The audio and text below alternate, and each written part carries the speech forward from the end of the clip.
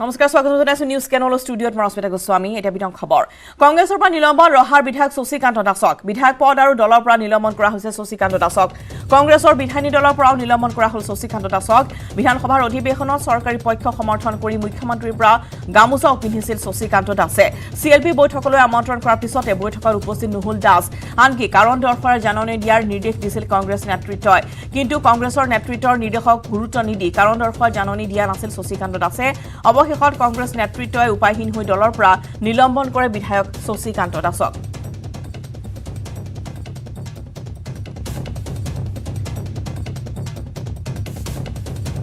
কংগ্ৰেছৰ পৰা নিলম্বন কৰাৰ পিছতে প্ৰতিক্ৰিয়া প্ৰকাশ কৰিছে ৰহা বিধায়ক শশীকান্ত দাসে কংগ্ৰেছ নেতৃত্বক নিলম্বন কৰা কাৰ্য পুনৰ বিবেচনা কৰা আহ্বান দাসৰ ৰহাৰ উন্নয়নৰ বাবেহে মুখ্যমন্ত্ৰীৰ কাষ চাপিছে বুলি মন্তব্য কৰিছে দাসে যদি কংগ্ৰেছ নেতৃত্বই নিলম্বন কৰা কাৰ্য বিবেচনা নকৰে তেন্তে অনতিপলমে ৰহা কংগ্ৰেছ শূন্য হ'ব বুলিও ঘোষণা কৰিছে শশীকান্ত দাসে ৰহা সমষ্টিৰ বিধায়ক শশীকান্ত দাসৰ বাসগৃহত মই তেওঁৰ লগত পোনে পোনে কথা পাতিম কিয়নো কালি কংগ্ৰেছৰ যি হাইকামাণ্ডে তেওঁ কংগ্ৰেছ দলৰ পৰা নিলম্বন কৰিছে আৰু তেওঁৰ প্ৰথম প্ৰতিক্ৰিয়া মই জানিবলৈ বিচাৰিম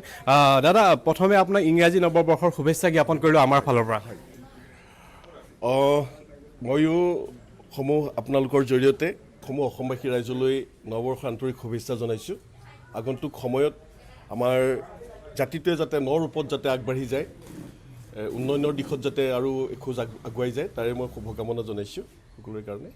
যিহেতু যোৱাকালি দেখিবলৈ পোৱা গৈছে যে কংগ্ৰেছ দলৰ হাইকামাণ্ডে আপোনাক কংগ্ৰেছ দলৰ পৰা নিলম্বন কৰিছে আৰু সেই বিষয়ত আপোনাৰ প্ৰথম প্ৰতিক্ৰিয়া আচলতে কি হ'ব চাওক মই উন্নয়নৰ স্বাৰ্থত মই মাননীয় অসমৰ মুখ্যমন্ত্ৰী ডক্টৰ হিমন্ত বিশ্ব শৰ্মা ডাঙৰীয়াৰ ওচৰলৈ গৈছিলোঁ এজন বিধায়কে যেনেকৈ মুখ্যমন্ত্ৰীৰ ওচৰলৈ গৈ সমষ্টিটোৰ উন্নয়নৰ কাৰণে যিখিনি কথা বতৰা আলোচনা কৰে মই তাৰ পৰিধিৰ ভিতৰত থাকি পেলাই কথাখিনি আলোচনা কৰিছিলোঁ আৰু মই আটাইতকৈ সৌভাগ্য অনুভৱ কৰিছোঁ যে যোৱা বিগত 7 মাহ মই নিৰ্বাচনত জয়ী হোৱাৰ পিছৰ 7 মাহ মই উন্নয়ন কোনফালে হয় কেনেকৈ হয় মই ৱাৰ্ডি বিচাৰি পোৱা নাছিলোঁ কিন্তু মুখ্যমন্ত্ৰীগৰাকীক সাক্ষাৎ কৰাৰ পিছতে তেখেতে যেনেধৰণে মোক প্ৰতিশ্ৰুতি দিছে যে ৰহা সমষ্টিৰ সামগ্ৰিক উন্নয়নৰ ক্ষেত্ৰত এতিয়াৰ পৰা মই দায়িত্ব লৈছোঁ বুলি কৈ তেখেতে যিটো মোক সঁহাৰি জনালে তাৰ লগত মই প্ৰায় 12.5 কোটি টকা 25খন স্কুলত দিবলৈ সক্ষম হৈছোঁ এখন স্কুলত 50 লক্ষকৈ 25খন স্কুলত মই 12.5 কোটি টকা দিবলৈ সমৰ্থ হৈছোঁ আজি মোক মোৰ ভাতৃ সন্মানীয় মন্ত্ৰী পীযুষ হাজৰিকা ডাঙৰীয়াই মোক জনাইছে যে আপোনাৰ ৰহা সমষ্টিৰ যিহেতু এটা বান পীড়িত এটা অঞ্চল ইয়াতে বান সমস্যাটো এটা মূল সমস্যা যে শশীদা আপোনাক মই প্ৰায় 45 কোটি টকা দিছোঁ অন্ততঃ বৰপানী আৰু কপিলীৰ যিখিনি জৰাজীৰ্ণ যিখিনি মাথাউৰি এই মাথাউৰিখিনি আপুনি নিৰ্মাণ কৰি লওক আজি মই 45 কোটি টকা মই আজি তাৰ পৰা পাইছোঁ আজি ৰাস্তাৰ ক্ষেত্ৰত দলঙৰ ক্ষেত্ৰত মোৰ ভাতৃ পীযুষ হাজৰিকা ডাঙৰীয়াই এইটো কৈছে যে জাগিৰোডত ইতিমধ্যে ৰাস্তা আৰু দলঙৰ কাম প্ৰায় সম্পূৰ্ণ হৈ গৈছে ইয়াত কৰিব লগা নাই গতিকে এতিয়া মই ৰহা কৰিম গতিকে আজি ৰাস্তা দলঙৰ ক্ষেত্ৰত ৰহা সমষ্টিৰ জৰাজীৰ্ণ ৰূপটো যিটো হৈছে আমি যিটো জীয়াটো ভুগি আছোঁ আজি পৰ্যায়ক্ৰমে উন্নয়নৰ ক্ষেত্ৰত আজি যিখিনি প্ৰতিশ্ৰুতি অনুসৰি যিখিনি তেখেতসকলে আগবাঢ়িছে মইতো আজি সমষ্টিটোৰ পৰা নিৰ্বাচিত কৰিছে ৰাইজে কিহৰ কাৰণে উন্নয়নৰ কাৰণে কৰিছে আজি 7টা মাহে মই বহি আছোঁ আজি মোৰ লগৰ পৰা প্ৰায় মোৰ সহকৰ্মীসকল লাহে লাহে আঁতৰি যোৱাৰ এটা উপক্ৰম হৈছে হতাশ হৈ পৰিছে আৰু ময়ো আচৰিত হৈছোঁ ময়ো এজন বিধায়ক যে হৈছোঁ কোনোবা সময়ত মই নিজে পাহৰি গৈছোঁ আজি এক ৰহা সমষ্টিক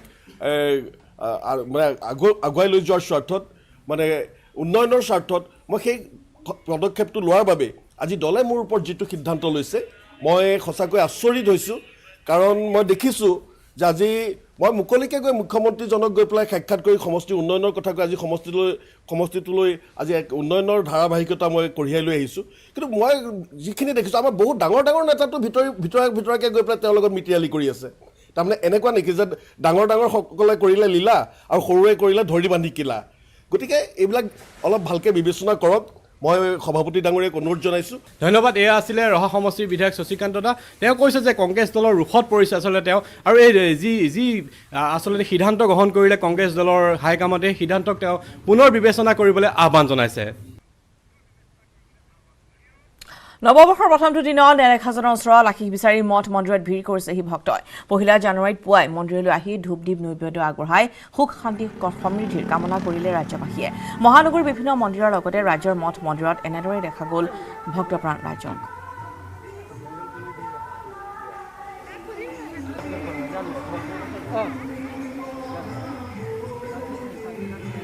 আৰু ৰাজ্যৰ বিভিন্ন মন্দিৰৰ বিশ্ৰামী দেখুৱাইছিল মন্দিৰত আৰু নেদেখাজনৰ আশীষ বিচাৰিছে ভক্তপ্ৰাণ ৰাইজে আৰু অসমৰ সমূহ দৰ্শকক নৱবৰ্ষৰ শুভেচ্ছা জনাইছোঁ আৰু আজি নৱবৰ্ষৰ প্ৰথমটো দিন যিহেতু প্ৰতিটো শুভ কাম শুভ দিনৰ আৰম্ভণি সকলোৱে ভগৱানৰ ওচৰত সেৱা জনাই আঁঠুলৈ তেওঁৰ আশীষ লৈ আৰম্ভ কৰে গতিকে আজি নৱবৰ্ষৰ প্ৰথম দিনটোতো ৰাজ্যৰ সকলো মঠ মন্দিৰত দেখা গৈছে পুৱাৰ পৰাই ভক্তসকলৰ ভিৰ আৰু আমি এই মুহূৰ্তত গুৱাহাটী মহানগৰীৰ লতাশিলৰ গণেশ মন্দিৰত উপস্থিত আছোঁ আৰু এই মুহূৰ্তত গণেশ মন্দিৰ প্ৰাংগণৰ যি দৃশ্য সেই দৃশ্য দেখিবলৈ পাইছে বহু সংখ্যক ভক্ত আহিছে আৰু যিহেতু নতুন বৰ্ষটোৰ আজি প্ৰথম দিন এই দিনটোৰ পৰাই সকলোৱে বিচাৰিছে যাতে এই বৰ্ষটোত সকলোৱে সুন্দৰকৈ আগবাঢ়ি যাব পাৰে তেওঁলোকৰ যি কৰিব লগা কাম আছে সেই কৰিব লগা কামসমূহ তেওঁলোকে সুন্দৰকৈ কৰি যাব পাৰে লগতে সুস্বাস্থ্যৰ কথা সকলোৱে চিন্তা কৰে যিহেতু দুটাকৈ বছৰ কোভিড সৃষ্ট পৰিৱেশে যি ধৰণে মানুহক জুৰুলা কৰিলে যি ধৰণে মানুহক ক্ষতি কৰিলে তেনে পৰিৱেশ যাতে আকৌ ঘূৰি নাহক এটা সুন্দৰ বৰ্ষ আশা কৰি নেদেখাজনৰ ওচৰত চাকি বন্তি ধূপ জ্বলাই সকলোৱে এইদৰে সেৱা কৰিছে আৰু এই মুহূৰ্তত আমি লতাশিলৰ গণেশ মন্দিৰৰ পৰা এই দৃশ্য দেখুৱাইছোঁ ভক্তসকলৰ মনৰ ভাৱো আমি জানিবলৈ চেষ্টা কৰিম যিহেতুকে নতুন বৰ্ষটোত সকলোৱে মনত কিছু কথা আশা কৰে দাদা নৱবৰ্ষৰ শুভেচ্ছা জনাইছোঁ হয় ধন্যবাদ কি ক'ব নতুন বৰ্ষটো আৰম্ভ হৈছে আজি প্ৰথমটো দিন আশা মনত কি ভাবিছে আজিৰ দিনটোত আমি বহু আশা লৈ আহিছোঁ কাৰণ গত 2-3 বছৰে আমাৰ আশা বহুত বিফল হৈছে 2022টোত 22-4 চবফালে সকলো মিলি ঠিক হ'ব লাগে বুলি আশা কৰিছোঁ আৰু 21 চনৰ লাষ্ট ডিচেম্বৰলৈকে খুবেই বেয়া দিন গ'ল আৰু পৰিয়ালবৰ্গৰ লগতে সমূহ ৰাজ্যবাসী সমাজৰ সকলোৰে ভাল হওক সুখৰ হওক সেয়াই আমাৰ কামনা ধন্যবাদ জনাইছোঁ দাদা হেপী নিউ ইয়েৰ আমি খুব সুন্দৰকৈ এইদৰে আহিছে সকলো আমি জানিব চেষ্টা কৰিম মনৰ ভাৱ যদি কিবা ক'ব বিচাৰে কি ক'ব নতুন বৰ্ষ আজি প্ৰথমটো দিন আশা কেনেকুৱা মনত কি ভাবিছে আশাটো আছেই নতুন বছৰ বুলি সদায় ৰিজলিউশ্যনছো থাকে আৰু আশাও বহুত কৰা যায় তাকেই ভগৱানৰ ওচৰত আশীষ ল'বলৈ আহিছোঁ আৰু কেনেকুৱা লাগিলে আজি নতুন বৰ্ষটোত সেৱা লৈ ভাল লাগিলে আৰু আপকামিং ইয়াৰ্ছবোৰ যাতে চবৰে ভাল হয় কাণ্ট্ৰিৰ ভাল হয় যাতে আৰু পেণ্ডেমিকটো জল্দি জল্দি যাতে গুচি যায় সেইটোৱে আশা কৰোঁ মই thank you happy new year thank you এইদৰে সকলোৰে মনত এক নতুন আশা লৈ সকলোৱে আহিছে নতুন বছৰৰ শুভেচ্ছা জনাইছোঁ কি ক'ব কি আশা মনত ভালে লাগিছে চব ঠিকে ঠাকে আছে সেইটোৱে ক'ব বিচাৰোঁ ধন্যবাদ জনাইছোঁ কি ক'ব happy new year to you আৰু দিনবোৰ যাতে ভালে ভালে যাওক সেয়ে কামনা কৰিছোঁ আৰু যাতে কৰোণা নাহে তোমালোকৰো happy new year thank you ধন্যবাদ জনাইছোঁ সকলোৰে এটা আশা যাতে কৰোণা সৃষ্ট যি পৰিৱেশ সেই পৰিৱেশৰ অৱসান হওক আৰু এটা নতুন বৰ্ষত সকলোৱে তেওঁলোকৰ নতুন নতুন যি সপোন নতুন নতুন আশা তেওঁলোকৰ কৰ্ম সেইখিনি যাতে সকলোৱে আগুৱাই লৈ যাব পাৰে তাৰে কামনা কৰি আজি নেদেখাজনৰ ওচৰত সকলোৱে এইদৰে আশীষ লোৱা দেখা গৈছে আৰু সেয়া আছিল লতাশিলৰ পৰা মৌচুমী শৰ্মা বৰুৱাৰ এক ৰিপৰ্ট আৰু ইফালে নৱবৰ্ষৰ প্ৰথমটো দিনত তিনিচুকীয়াৰ বৰডুবিৰ ঐতিহাসিক টিলিঙা মন্দিৰতো পুৱাৰে পৰা অগণন ভক্তৰ আগমন ঘটা পৰিলক্ষিত হৈছে 2022 বৰ্ষতো যাতে সকলোৰে কুশলে যায় প্ৰাৰ্থনা কৰিবলৈ আগমন ঘটিছে স্থানীয় লগতে দূৰ দূৰণিৰ ভক্তসকলৰ সকলোৱে চাকি বন্তি নৈবেদ্যৰে পূজা অৰ্চনা কৰা পৰিলক্ষিত হৈছে সমূহ অসমবাসী ৰাইজক নৱবৰ্ষৰ উলগ জনাইছোঁ আৰু এই মুহূৰ্তত যেহেতু ক'ব লাগিব মই বৰ্তমান তিনিচুকীয়াৰ ঐতিহ্যমণ্ডিত বৰডুবিস্থিত যি টিলিঙা মন্দিৰত উপস্থিত আছোঁ আৰু এই মুহূৰ্তত যিহেতু অগণন ভক্তৰ ভিৰ হৈ পৰিছে টিলিঙা মন্দিৰত মোৰ সঠিক হৈ বৰ্তমান টিলিঙা মন্দিৰৰ দৃশ্য দেখাব পুৱাৰ ভাগৰ পৰাই যিহেতু অগণন ভক্তগণৰ এনেদৰে ভিৰ হৈ পৰিছে আৰু সকলোৱে পূজা অৰ্চনা কৰিবলৈ আজি বিখ্যাত যিহেতু ঐতিহ্যমণ্ডিত টিলিঙা মন্দিৰত আহি উপস্থিত হৈছে যিহেতু শিৱা মন্দিৰ আজি ক'ব লাগিব যে এই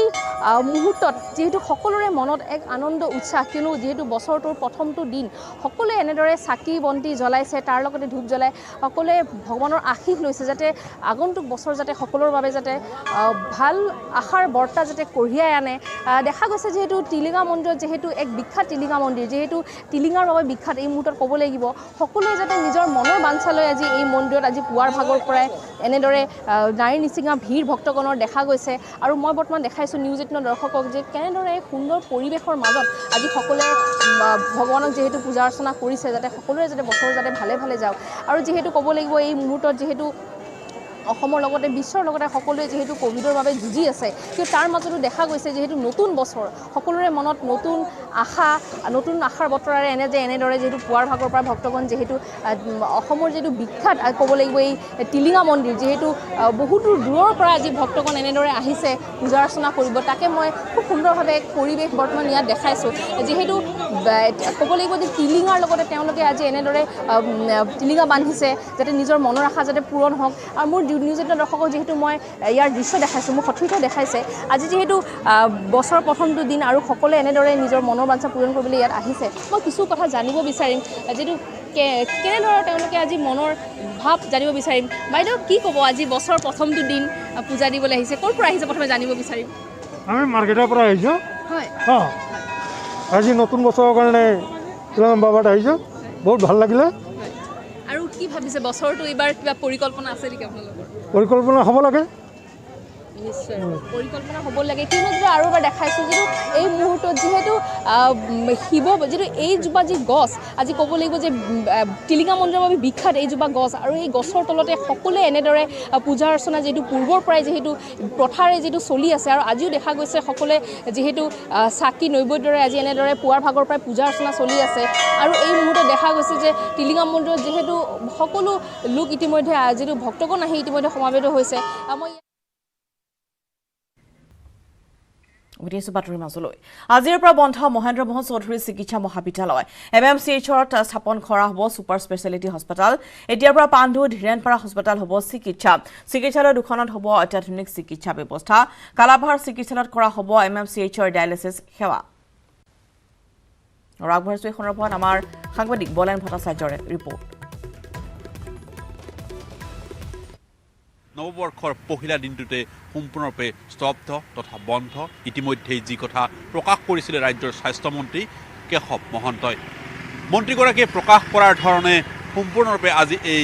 চিকিৎসালয়ত কোনো ধৰণৰ ৰোগী তথা চিকিৎসক ইয়াত নাই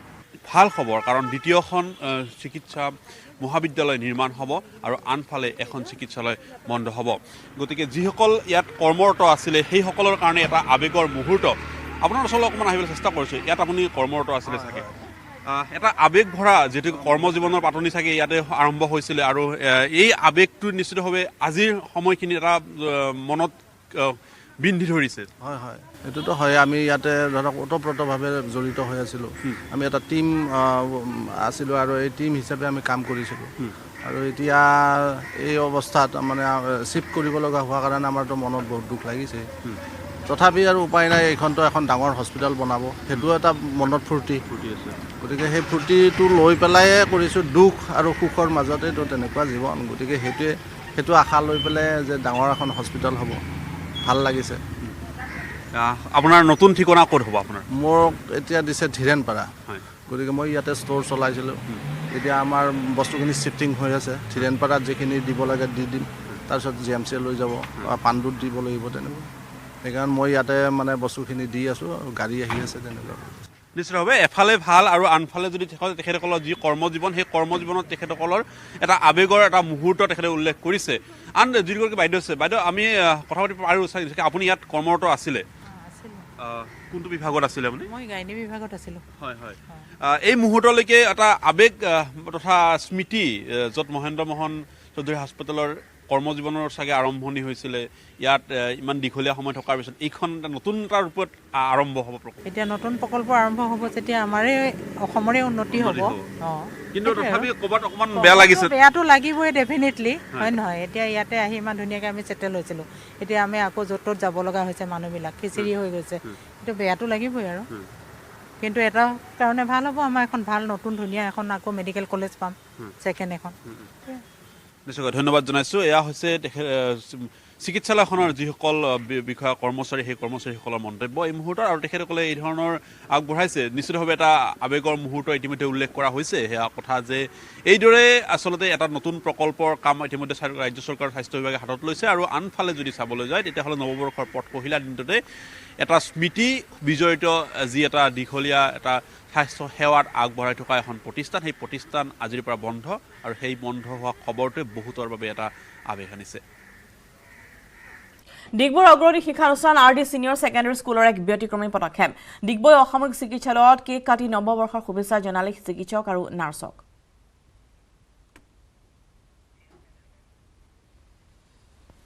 আৰু আজি নৱবৰ্ষৰ পহিলা দিনটোতেই আজি সাংবাদিকসকলৰ সৈতে মত বিনিময় কৰিব মুখ্যমন্ত্ৰী ডক্টৰ হিমন্ত বিশ্ব শৰ্মাই আমি পোনপটীয়া সম্প্ৰচাৰৰ বাবে আপোনালোকক লৈ যাম অসমৰ বিশিষ্ট যিসকল জ্যেষ্ঠ সাংবাদিক তেওঁলোকক আমন্ত্ৰণ জনোৱা হৈছে মত বিনিময়ৰ বাবে আৰু লগতে আজি মুখ্যমন্ত্ৰীয়ে আজি তেওঁলোকৰ সৈতে ৰাজ্যৰ বিভিন্ন দিশৰ ওপৰত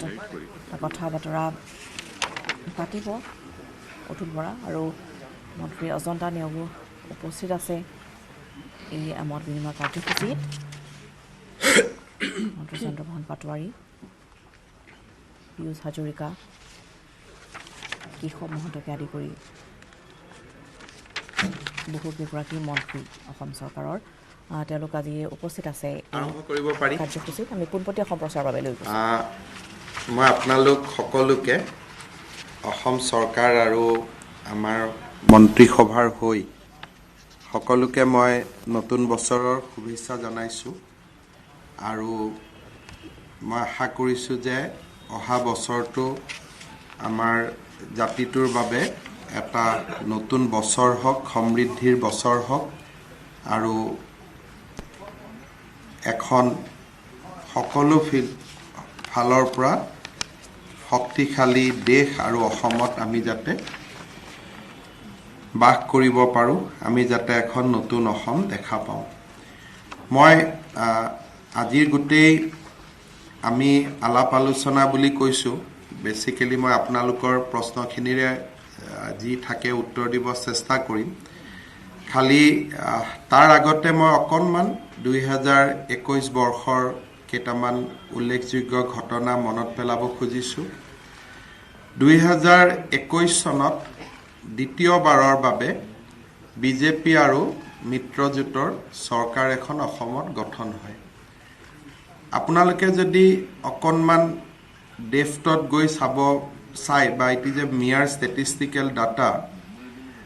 প্ৰথমবাৰৰ বাবে নন কংগ্ৰেছ গভৰ্ণমেণ্ট এখন ৰিপিট হৈছিলে আগতে দুবাৰ এজিপিৰ চৰকাৰ হৈছে বাট নট ইন কণ্টিনিউটি প্ৰথম বিজেপিৰ চৰকাৰখন বা আমাৰ মিত্ৰজোঁটৰ চৰকাৰখন শাসনলৈ আহিছে যাক আমি ক'ব পাৰোঁ মেইনটেইনিং ইটছ কণ্টিনিউটি 10 বছৰ একেৰাহে শাসন মই ভাবোঁ যে 2021 বৰ্ষৰ সেয়া এক উল্লেখযোগ্য ঘটনা আছিল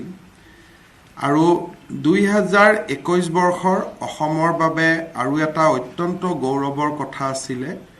যে বহুদিনৰ মূৰত কেন্দ্ৰীয় মন্ত্ৰীসভাত আমি এগৰাকী কেবিনেট মন্ত্ৰী লাভ কৰিছিলোঁ উত্তৰ পূৰ্বৰ ৰিপ্ৰেজেণ্টেশ্যন বহুতখিনি বাঢ়িছিলে উত্তৰ পূৰ্বৰ পৰাই দুজনকৈ কেন্দ্ৰীয় মন্ত্ৰীসভাত কেন্দ্ৰীয় মন্ত্ৰী সৰ্বানন্দ সোণোৱাল ডাঙৰীয়া আৰু কিৰেণ ৰিজিজু আৰু অসমৰ প্ৰেক্ষাপটত বহুদিনৰ মূৰত আমাৰ কেবিনেটলৈ সৰ্বানন্দ সোণোৱাল ডাঙৰীয়াৰ নিযুক্তি মই ভাবোঁ যে যোৱা বছৰৰ ৰাজনৈতিক ক্ষেত্ৰখনৰ এই দুটা আমাৰ বাবে অত্যন্ত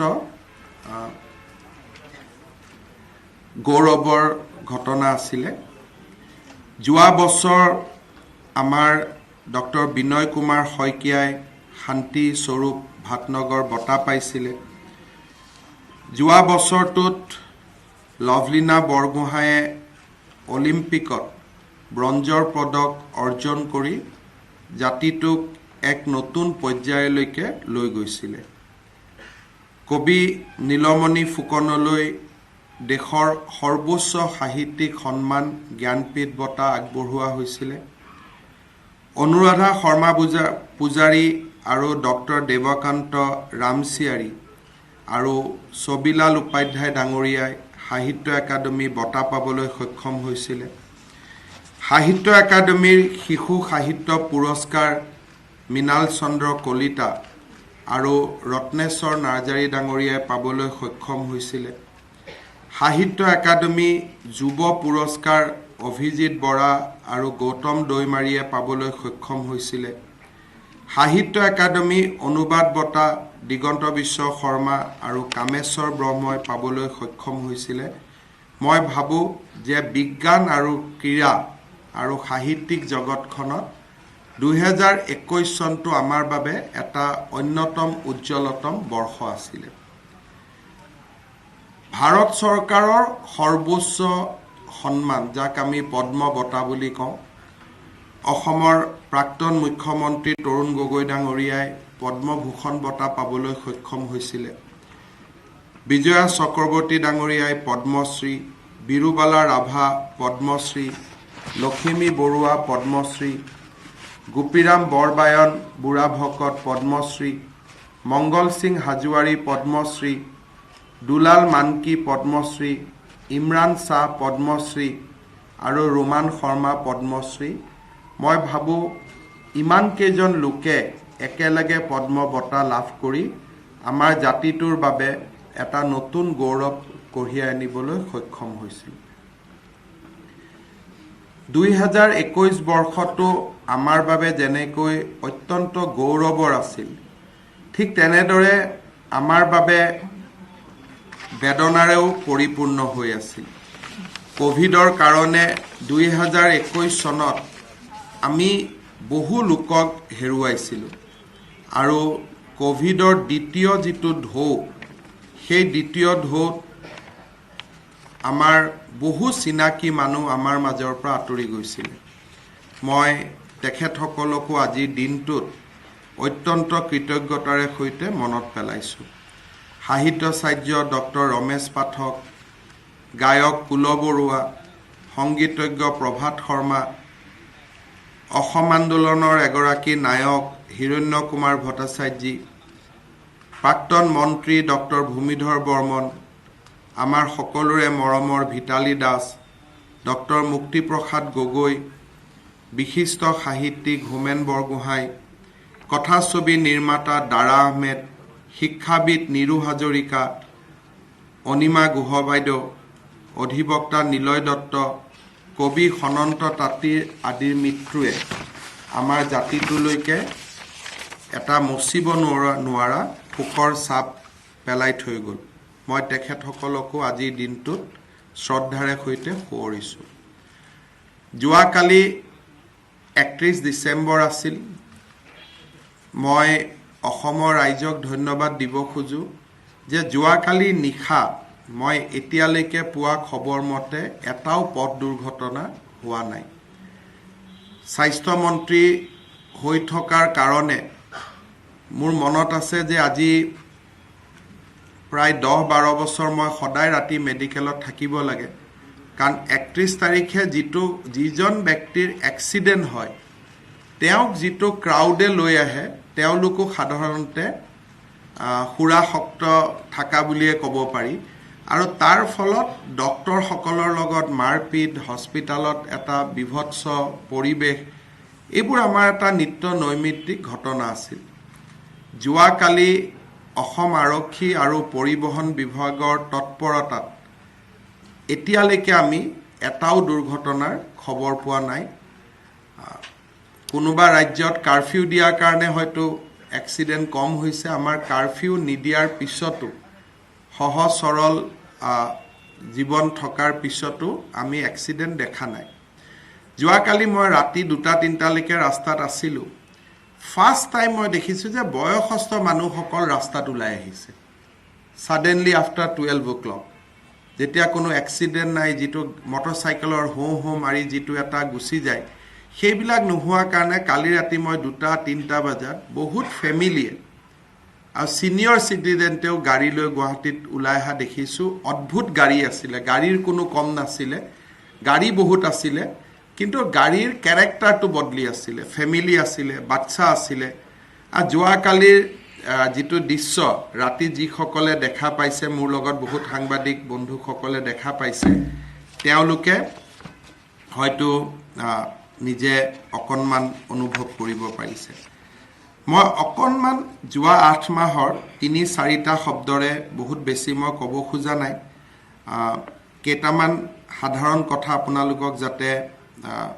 আমাৰ এটা প্ৰেক্ষাপট হয়, এটা বেকগ্ৰাউণ্ড এটা হয়, সেইকাৰণে মই ক'ব খুজিছোঁ যে যোৱা বছৰটো আমাৰ চৰকাৰে দায়িত্ব লোৱাৰ পিছত আমি এতিয়ালৈকে পোৱা ইণ্ডিকেশ্যন মতে last year show' a very fast economic development. অসমৰ GDP মই ভাবোঁ যে we are on way to 4 lakh crore now. আমি যোৱা এবছৰ বা 8 মাহত the GDP formation was very good. Law and order situation আপোনালোকে জানে যে 2021 চনত almost tribal insurgency we can say that it is now over. Dima Hasaur pra, Karbi Alongor pra, Boru Bhumiloi, jitu Jonojatiyo eta সশস্ত্ৰ সংগ্ৰাম আছিলে, সেই সশস্ত্ৰ সংগ্ৰামখনৰ জবনিকা পৰা বুলি ক'লেও ভুল কৰা নহ'ব। এণ্ড ভাৰ্চুৱেলি বড়ো, ৰাভা, কাৰ্বি, ডিমাচা, যিমান সশস্ত্ৰ সংগঠন আছিলে, everybody has come back to mainstream. আৰু যদি মই খুব এক লাইনত আগত যাওঁ, that era of tribal militancy is now over in Assam. Hetu ami clearly kobo paru. Aru tar karne moi tribal civil society, they have played a very positive role. Unlike ami jitu dekha pao je tribal civil society to aru teolukor ছাত্ৰ সংগঠন সকলে বহুত কষ্ট কৰিছিলে যে আমাৰ সমাজৰ পৰা ইনসাৰ্জেন্সি to যাব লাগে। And they played a big role. Instead of I take credit, I want to give back the credit to the civil society of tribal people that they have themselves decided that now time has come to wind up militancy. Aru teolukor netrittote ei kam samadhan hol. Jua bosortut amar moi daitto loar pisot amar 31 খন cabinet বৈঠক hol. We took 800 decisions, 31 cabinet meeting, and in 31 cabinet meeting, we took 800 decisions. Ami keitaman khetrot kam korisilu. Eta amar asile main kotha je minimum government, maximum governance. Orthat manuhe red tipejim to feel koribo nalage. Othoso manuhor kamu hoi thakibo lage. আৰু সেই দুটা এংগুলৰ পৰা আমি কেইটামান কাম হাতত লৈছিলোঁ। Mission বসুন্ধৰা 8,08,000 আবেদন আহিছিল মাটি বাৰী। আৰু আপোনালোকে জানে যে মাটি বাৰী আবেদন খুব কমপ্লেক্স, কাজিয়া পেচাল বহুত ইস্যুজ আছিলে। So far we resolve 1,24,000 application already. আৰু 10 মেৰ আগত আমি গোটেই কামবিলাক কৰি দিম। যদি মিছন বসুন্ধৰা সেকেন্ড আনো, তাৰ পিছত আৰু অসমৰ মাটি বাৰী সংক্ৰান্তত কাম থকা মানুহ নাথাকিব। And I'd like to compliment my chief secretary and his entire team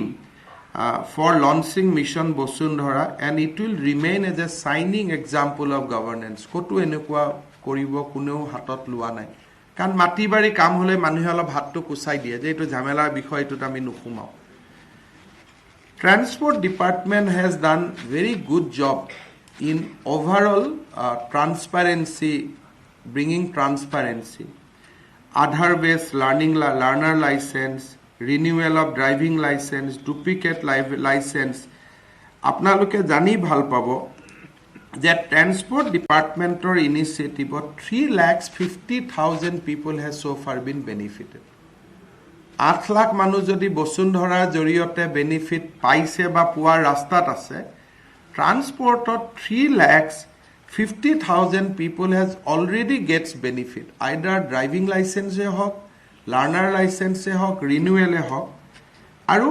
next level up, ami ei mahor bhitorate aru 7ta service ami eri dibo khujisu for systematically je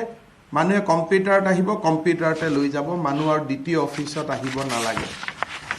transfer of vehicle hypothecation no objection certificate change of address duplicate registration international driving permit all these will now happen through computer মানুহৰ human tat কোনো হাত না থাকে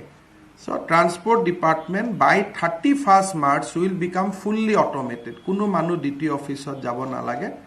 will become fully automated যে কোনো কতো যাব দৰকাৰ নাই সেকেন্ড আমি এটা কাম কৰিছিলো যে IWT গুটে টিকেটিং তো আমি অনলাইন কৰি পেলাইছিলো lakhs of people have taken its benefit even in Majuli ইয়াক আমি আৰু আগুৱাব গৈ আছো ট্ৰেড লাইসেন্স কমপ্লিটলি আমাৰ যে আজি যদি কোনোবা এখন ট্ৰেড লাইসেন্স লব খুজে কম্পিউটাৰ খালি এপ্লাই কৰিলে নো হিউম্যান ইন্টাৰফাৰেন্স মানুহেও গম নাপায় যে এখন ট্ৰেড লাইসেন্স ইস্যু হৈছে সো এটা major source of corruption has been eliminated যে এতিয়া ট্ৰান্সপোৰ্টত আমি এতিয়া আমাৰ মিউনিসিপালিটি বিলাকে বিশেষকৈ গুৱাহাটী ট্ৰেড লাইসেন্স দি আছে হয়তো কমিশনাৰ মিউনিসিপালিটিও খালি ডেটাটো হে পায় কোনে পাই আছে তেও জানিব খুজিলে হে পাব otherwise he will not be there online property tax assessment online building permission এই গুটে বিলাক আমাৰ urban development department তাক online কৰি পেলালে জুৱা কেদিনমান আগতে আমাৰ unemployed লোকসকলে এতিয়া ৰেজিষ্ট্ৰেচন কৰিব নালাগে জুৱা 3 দিন আগত ৰাতি 2টা বজাত এজন ডেকা লৰাই মোক SMS পঠাইছে যে স্যাৰ মই ৰেজিষ্ট্ৰেচন কৰিব পৰা নাই মই লগে লগে ৰাতিপুৱা ফিক্স কৰি দিলো কিবা কাৰণত সফটওয়্যাৰটো ডাউন হৈছিল ৰাতি 2টা বজাত লৰা ছোৱালীয়ে আমাৰ আনএমপ্লয়েড এক্সচেঞ্জত ৰেজিষ্টাৰ কৰিছে তাৰমানে ঘৰত বহি আপুনি ৰাতি 2টাটো now government office is 24 hours in that way so Aadhaar খনৰ লগত লিংক কৰি পেলাই আমি এমপ্লয়মেন্ট এক্সচেঞ্জৰ এতিয়া ৰেজিষ্ট্ৰেচন লৰা আহিব নালাগে আমি সিম্পলি ঘৰৰ পৰাই কৰিব পাৰি নেক্সট ইয়াৰ এডমিশন IIT হক মেডিকেলে হক ইঞ্জিনিয়াৰিং হক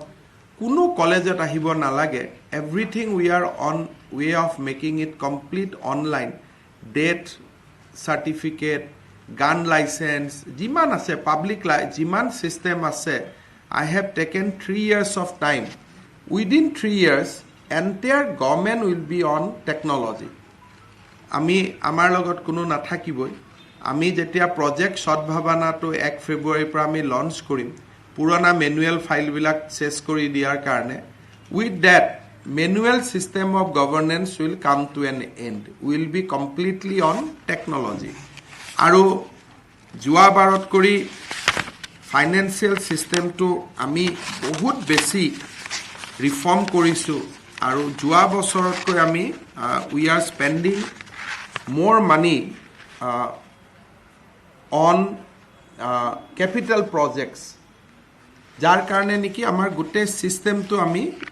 ফাস্ট কৰি পেলাইছো আপোনালোকে যি সকলে মই জাস্ট এখন লিষ্ট পঢ়ি দিছো যি সকলে অকনমান জানিব খুজিব যে আমাৰ কিমান ক্যাপিটাল প্ৰজেক্ট অসমত হৈ আছে অসম এসেম্বলি বিল্ডিং এবাৰ আমি শেষ কৰিম GMCHত সুপাৰ স্পেশালিটি বিল্ডিং আৰম্ভ হৈছে কোকৰাঝাৰ সৰাইদেউ তিনসুকিয়া লখিমপুৰ নলবাৰী নগাঁও ধুবুৰী বিশ্বনাথ সবতে মেডিকেল কলেজৰ কাম চলি আছে Madhabdev Kalakshetra Bordowa north Lakhimpur stadium Guwahati north Guwahati bridge Guwahati convention centre Khanikar stadium Dibrugarh mini secretariat Barak valley overbridge at Mission Chariali rail overbridge Jorhat তাৰ লগত আপোনাৰ ইঞ্জিনিয়াৰিং কলেজ 3খনৰ কাম চলি আছে মডেল কলেজ 9খনৰ কাম চলি আছে হাই স্কুল 209খন LP স্কুল নতুনকৈ আমি কৰি আছো 2500 ইউনিভাৰ্সিটি 6খন আৰু নতুনকৈ 5খন medical college the investment on capital project is huge Bharat চৰকাৰে আমাক বান্ধি দিছিলে যে আমি 13,000 কোটি টকা এচিভ কৰিব লাগে in capital project I think we'll touch around 20,000 crore of capital investment before 31st March. অসমত আৰু এটা খুব ভাল কাম হৈ আছে যে এই বছৰ আমি এক্সটাৰ্নেলি এডেড প্ৰজেক্ট কেইবাটাও আনিব পাৰিছোঁ শুৱালকুছি পলাশবাৰীৰ ওপৰত ব্ৰিজ প্ৰায় 4,000 কোটি টকা আমাক ৱৰ্ল্ড বেংকে দিছে সৰু সৰু ব্ৰিজবিলাক বনোৱাৰ কাৰণে এম্ব্ৰেকমেণ্টৰ